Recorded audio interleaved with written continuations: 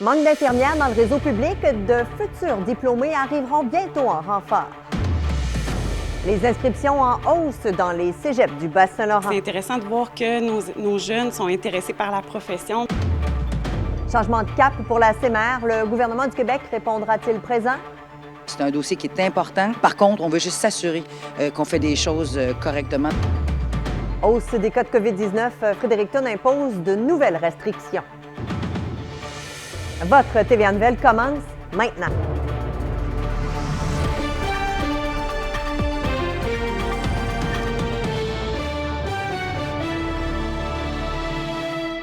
Bon début de soirée, mesdames et messieurs. Les primes offertes aux infirmières qui ont quitté le réseau public auront-elles l'effet escompté? On le saura au cours des prochains mois. Ce qui est certain, c'est qu'il manque beaucoup de personnel. Mais bonne nouvelle, il y a plus d'étudiants cette année dans les programmes de soins infirmiers. Simon Charret. La profession d'infirmière a eu bien mauvaise presse au cours des dernières années. Conditions de travail inadéquates, conciliation travail-famille difficile et temps supplémentaires obligatoires, ça n'a pas dissuadé Marie-Noël et Karine de s'inscrire au programme en soins infirmiers au cégep de la Pocatière. J'aime aider les gens parce que je renoncerai pas à une profession, à un domaine que j'aime à cause de des conditions de travail plutôt difficiles. La relation d'aide est pour moi vraiment importante, puis j'avais besoin de me sentir utile. En 2019, il y avait 31 étudiants inscrits au programme des soins infirmiers au cégep de la Pocatière. Pour cette rentrée, il y en a 48, une augmentation de 54 %.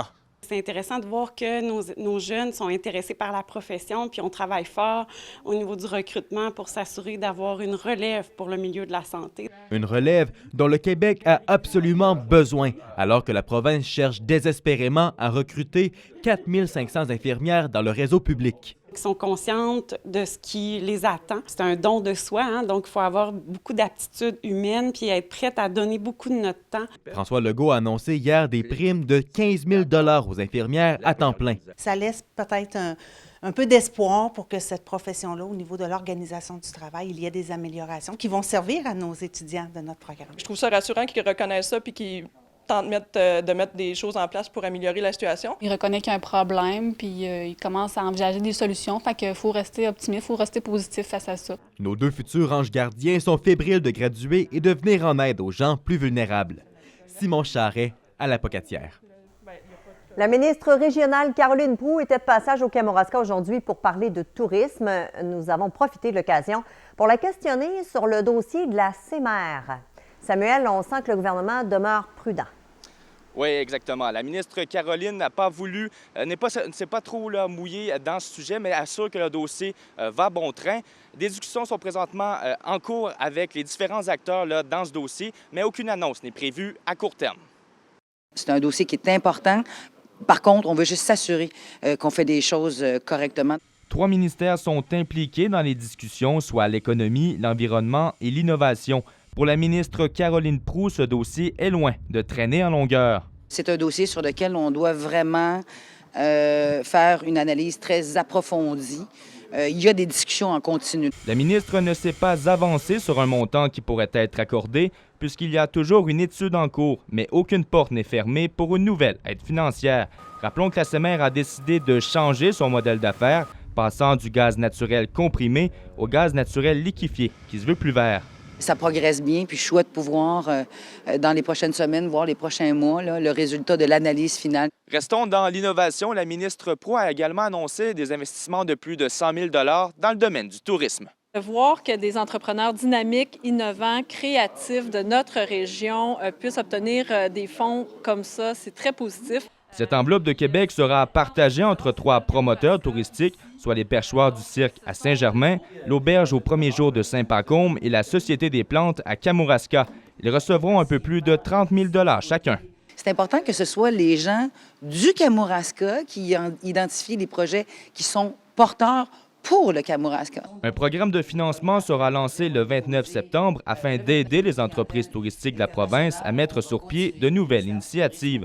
L'appel des projets se terminera le 2 novembre. Samuel Gosselin-Bélanger à Saint-Germain de Kamouraska. La situation de la COVID-19 demeure préoccupante au Nouveau-Brunswick. La santé publique rapporte 3 décès additionnels, dont un au nord-ouest. 78 nouveaux cas sont enregistrés. C'est un record, dont 22 dans la région d'Edmundston. Ces statistiques amènent le gouvernement à rétablir l'état d'urgence dès minuit ce soir, ce qui comprend notamment le retour à la distanciation physique et des bulles familiales de 20 personnes. De nombreux employés de la santé sont actuellement en isolation en raison de cette quatrième vague, ce qui cause une pression supplémentaire sur le système. Plusieurs demeurent également non vaccinés dans la province. Des centaines d'éducatrices des centres de la petite enfance sont en grève aujourd'hui au Bas-Saint-Laurent et dans Charlevoix. Plusieurs parents ont dû prendre congé ou trouver un plan B pour leurs enfants. Sans convention collective depuis plus de 18 mois, les travailleuses ont manifesté cet avant-midi à Rivière-du-Loup. 9 autres journées de grève sont prévues, mais les dates n'ont pas encore été annoncées. On veut augmenter nos salaires. On a perdu des fériés, des maladies dans les dernières années avec les autres négociations au niveau de l'austérité et tout ça. On va essayer de récupérer ça. La chasse à l'orignal se poursuit jusqu'à samedi au Nouveau-Brunswick. Encore cette année, plusieurs adeptes au Nord-Ouest ont réussi à récolter leur trophée. Gilles Duval. Ce sont plus de 4 800 permis qui ont été attribués au Nouveau-Brunswick pour la période de chasse 2021, dont plus de 600 dans la zone du Nord-Ouest. Cet adepte n'avait pas vu son nom être sélectionné depuis 2007. J'avais demandé à mon chum d'être mon guide, puis je vais avoir un trophée, puis j'ai eu mon trophée. Je suis bien content.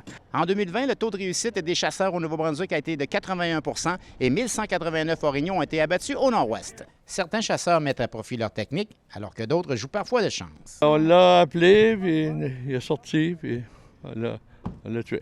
Bien, mon X était dans le noir, puis il dit « tire ça ». Ça fait que j'ai tiré un coup, ça a levé ça, ça a fait poc, poc, crunch, 25 pieds plus loin. Il était dans le paysage, bien, au travers du bois. Le bouc, il était proche avec la vache, puis j'ai tiré le bouc. On a manqué 2 hier, un avant-hier. C'était trop loin, on ne se rendait pas là. Aujourd'hui, c'était target parfait. Il était dans le bûcher pour en arriver là pour de bonne heure, puis quand on était les fusils des étuis, on j'ai tiré dessus, puis ça a tombé là. Les températures chaudes des derniers jours n'ont pas aidé les chasseurs. La première journée de chasse, ça bougeait pas. Il n'y avait pas de... C'était trop chaud, puis il ventait, puis on calait, puis il n'y a rien qui bougeait. Trop chaud. Ça vient... Le corps n'était pas bon cette année. Si on aurait eu de la gelée, ça aurait été mieux. Là. Mais ça bougeait pas beaucoup. Okay. Il faisait trop chaud, puis... C'était pas... mais à matin, c'était plus frais un peu. 2020 a été une année record dans la province avec 3 904 orignaux abattus, soit le nombre le plus élevé depuis l'instauration de cette activité automnale en 1960. Les statistiques de la présente chasse seront disponibles en début de semaine. Gilles Duval, à Saint-Joseph-de-Madawaska. Une collision impliquant une voiture et un poids lourd est survenue cet après-midi sur l'autoroute 85 à Rivière-du-Loup après qu'un automobiliste se soit engagé en sens inverse. Le conducteur est demeuré coincé dans son véhicule. Les pinces de désincarcération ont été utilisées. La victime a été transportée à l'hôpital par mesure préventive. Michel, l'orchestre de l'École secondaire de Rivière-du-Loup se prépare à vivre une expérience scénique exceptionnelle. Je vous mets en contexte un petit peu. Imaginez que vous avez entre 13 et 15 ans, que vous jouez d'un instrument et qu'on vous propose d'accompagner un quatuor de saxophonistes sur des pièces composées spécialement pour ce concert. Eh bien, c'est ce que vivront une quarantaine de jeunes talents dans l'option Arts, Études, Musique le 5 octobre prochain. C'est une initiative qui a vu le jour en mars à la suite d'un concert virtuel où 3 élèves vont accompagner la formation Quasar. Et puis, depuis ce temps-là, le responsable du programme travaille à la conception et l'élaboration de ce spectacle qui mettra de l'avant le talent d'un compositeur québécois tel que Jean Saint-Onge. Il connaît bien le territoire, puis les images musicales qu'il a réussi à créer représentent tellement bien les endroits qu'il a ciblés avec un quatuor de saxophone expérimenté qui dure 12 minutes, qui est un genre d'œuvre jazz rock qui s'appelle Rivière-du-Loup. C'est pas rien pour notre communauté. Et probablement que ce sera magistral, tant pour les spectateurs que les artistes. Et d'ailleurs, comment se déroulent justement les préparatifs? Bien, assez bien, je vous dirais. Hier, en point de presse, on sentait une belle énergie, une effervescence et même une frénésie auprès des jeunes qui auront la chance ce jour-là de se produire en soirée sur la scène du Centre culturel Berger. Et on a demandé d'ailleurs à quelques participants comment ils se sentaient à moins de 2 semaines de leur performance. Christian, il nous prépare vraiment bien, puis on pratique à chaque matin. Moi, je me sens plutôt bien. Ce sera mon premier concert que j'aurai dans Musique-Études. C'est sûr que ça arrive quand même assez rapidement dans l'année, mais je pense que ça nous garde une motivation. Moi, je me sens très confiant. Je suis pas très stressée. Ça fait longtemps qu'on n'est pas monté sur scène, mais ça va bien se passer. J'ai vraiment un bon pressentiment. Retour Michel, on fait le point sur la météo et les précipitations qui se poursuivent ce soir. Oui, on est toujours sur l'emprise de ce système qui amène de la pluie, effectivement, mais aussi des possibilités d'orage par endroits. William, après plus de 18 mois, c'est enfin le retour des Trois-Ailes sur la patinoire ce soir. Oui, première partie officielle depuis le début de la pandémie. Les Trois-Ailes joueront leur premier match hors concours au centre Premier Tech. Pour votre nouvelle thermopompe et le meilleur service après-vente, Réfrigération dépositaire Carrier.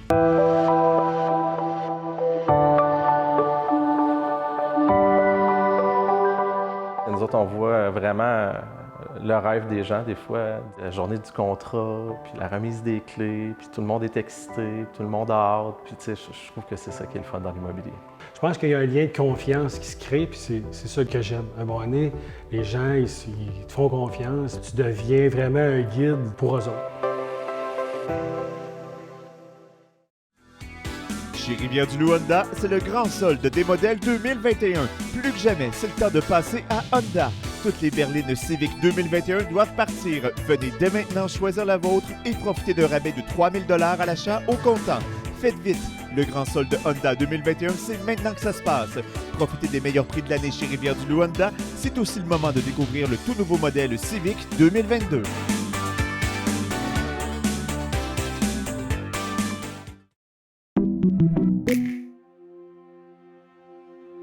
La mission de Soro Aventure, c'est d'amener les gens à découvrir ou redécouvrir le fleuve par différentes activités, par des cours de kitesurfing, par des excursions guidées en planche à pagaie ou par des sessions de yoga à proximité du fleuve, puis en tout cas d'amorcer une espèce de connexion avec le fleuve.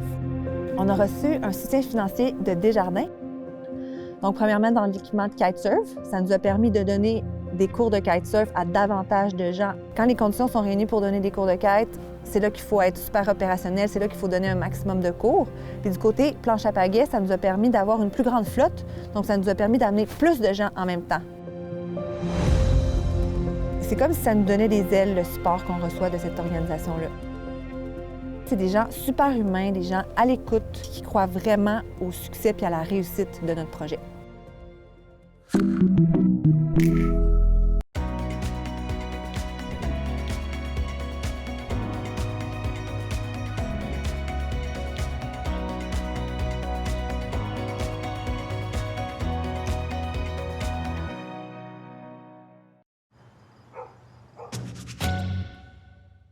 C'est ordinaire. C'est ordinaire. C'est peut-être acceptable pour une table en bois de palette, mais pour la transaction la plus importante de votre vie, fiez-vous aux experts. Les courtiers immobiliers. Plus de savoir, plus de succès. Pour votre nouvelle thermopompe et le meilleur service après-vente, Réfrigération dépositaire Carrier. Les sports, une présentation de Grand Portage Nissan et son événement Liquidation totale.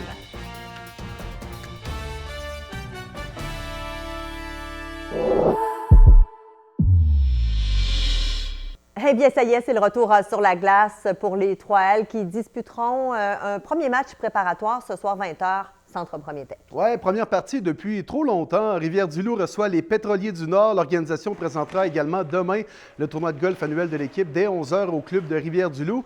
Pour ce soir, la formation présentera un mélange de vétérans, de nouveaux venus et de jeunes joueurs qui tenteront d'impressionner le nouvel entraîneur, Éric Hallé.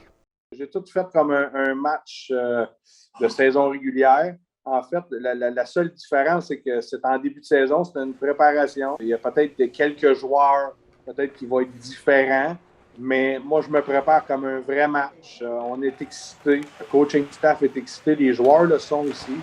Puis, on a bien hâte que ça commence. D'ailleurs, la nouvelle acquisition, Maxime Saint-Cyr, est emballé de se joindre au club Loup-Peur-Ivoire. Saint-Cyr est un marqueur naturel qui a déjà terminé au premier rang des buteurs dans 3 ligues différentes. L'organisation l'avait repêché en 2019 et il donnera enfin ses premiers coups de patin à Rivière-du-Loup cette saison. L'attaquant de 27 ans aura un rôle important au sein de l'offensive des Trois-Ailes. C'est sûr que je suis très content, très excité. Je sais que c'est une grosse ligue, je prends rien pour acquis. Ça a été difficile pour moi, la dernière année, par une décision même à cause de la COVID, revenir de la Slovaquie pour ma famille et tout. Le hockey, c'est depuis que je suis jeune que je fais juste ça. Ben, pour avoir la chance de jouer dans un gros niveau comme avec Rivière-du-Loup, je suis vraiment excité. Là. William, plusieurs joueurs de football de la région et des anciens Gaulois aussi se démarquent au football universitaire. Oui, ils sont plus de 9 à évoluer dans cette ligue et c'est le cas de l'ancien carrière des Gaulois, Olivier Roy. L'ancien Gaulois Olivier Roy s'illustre de belle façon avec Concordia au football universitaire. Il a été nommé meilleur joueur offensif lors des 2 dernières semaines, un exploit peu banal. C'est sûr que c'est un honneur, puis je suis super content de les avoir reçus, mais on ne travaille pas pour ça. Je pense que ces honneurs-là, ça rend plus ma mère fière que moi. Samedi, il affrontera son ex-coéquipier des Gaulois, Jérémy Sénécal-Castonguay, et pour ce duel, on laisse l'amitié sur le banc. C'est sûr qu'il y a une certaine motivation de plus. Hein. On vient de la même place, on a joué 3 ans ensemble. Sur le terrain, on n'a plus d'amis. C'est toujours le fun d'affronter des anciens joueurs. On laisse l'amitié de côté, mais il faudrait qu'ils ne frappent pas trop fort, puis ça ferait bon. Et de voir des anciens Gaulois s'établir au plus haut niveau de football scolaire au Québec, il s'agit d'une grande fierté pour le programme de la Pocatière. On est toujours très fiers de les voir évoluer au niveau universitaire, là, quand ils sont capables de se rendre là et de performer. On parle d'Olivier Roy qui a performé au plus haut niveau. C'est un super ambassadeur pour nous. À la Pocatière aussi, j'ai été super bien entouré par des coachs. Pour une équipe de Division 3, j'aurais pas pu mieux demander. Ça donne une fenêtre de visibilité, que ça veut pas dire que tu viens d'une équipe de 3 du bas du fleuve, que personne n'entend parler, que t'as pas de shot universitaire. Peu importe où tu évolues, tout est possible. Et Olivier Roy en est la preuve. Un reportage de William Boivin. Et en terminant, le club de golf du Manoir Richelieu accueillait cette semaine le championnat canadien senior masculin à Charlevoix. Plus de 156 golfeurs âgés de 55 ans et plus, faisant partie des meilleurs joueurs de cet âge au pays, participent à ce tournoi. L'événement n'avait pas eu lieu en 2020. Le Manoir Richelieu a été désigné par Golf Canada pour présenter l'édition 2021.